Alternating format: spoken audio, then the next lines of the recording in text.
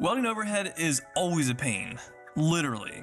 Those sparks raining down on you always find that one spot of exposed skin and burns the heck out of you when you least expect it.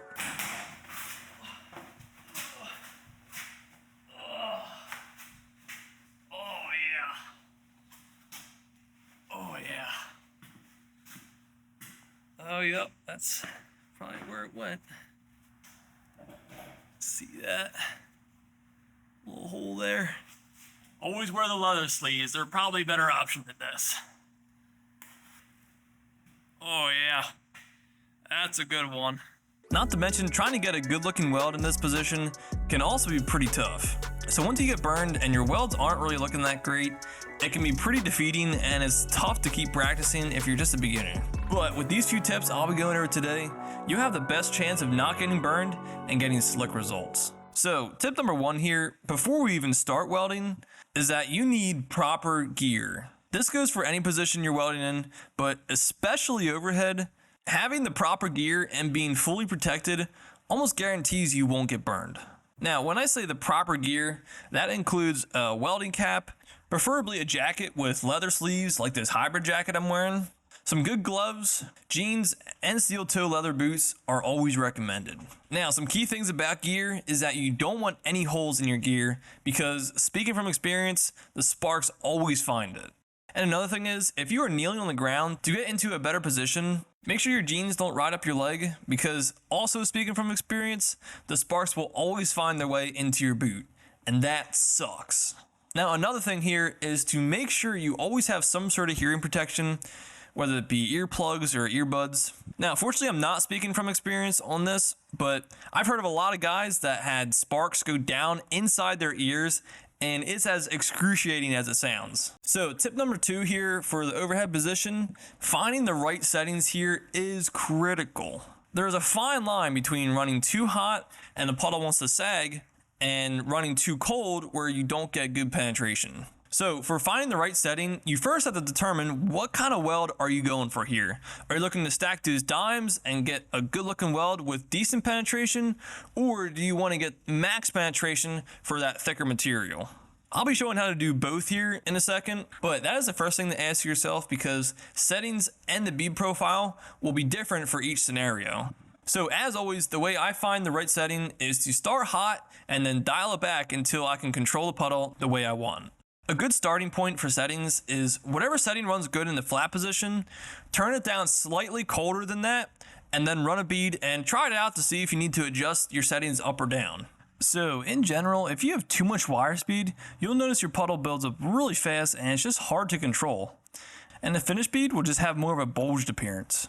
If you have too much voltage, you'll know right away, trust me. The wire will ball up and not actually make it to the puddle, and it'll just rain down balls of fire on you.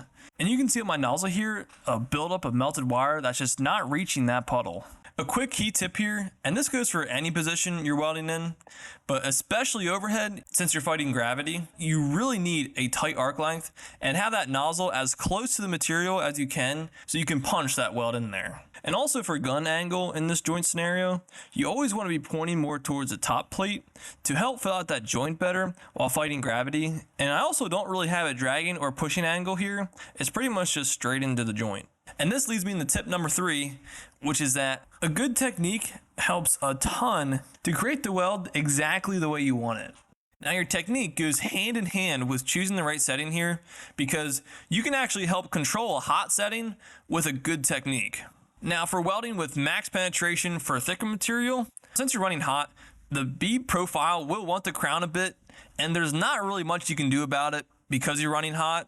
And to avoid it as much as you can, you want to do more of a backstepping diagonal movement like you can see here. This helps push the weld puddle up and keep it from sagging down. Now for a thicker material like this, adding a couple more beads below and above, overlapping the first bead, will help make the overall bead profile of this weld better, and this will be a very strong weld with multiple passes like this. Now, as far as stacking those dimes in this position and getting a better looking weld, we'll be turning down the settings a little bit colder here to give us a little bit more control of the puddle. So for stacking dimes, here's when fine tuning your settings and technique really come into play. So you'll still be doing that backstepping diagonal motion that I went over before, but the better you have your settings dialed and the more consistent and precise you can be with your technique, the better your results will be. Now, with the overhead position, if your joint was positioned like this, where it's directly over top of you, you want to do almost an identical motion to welding vertical uphill. This helps to evenly spread out the puddle, and it keeps it from sagging in the middle of the weld. So if you want more detail on the uphill technique, you can watch this video right here.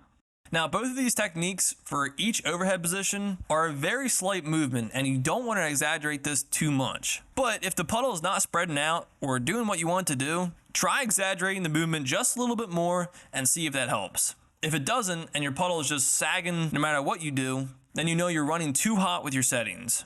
So the biggest takeaway here is that the movement that you do and the amount of movement that you do with your gun should be directly determined by the puddle. It should be calling the shots, and the puddle should be your main focus and not your manipulation pattern. So the goal here for any position you're welding in is to always be course correcting the weld according to where the puddle needs it, not just doing some special pattern and just hoping the weld looks good. So if you want to see one of the biggest mistakes I see beginners make when MIG welding, you can watch this video right here.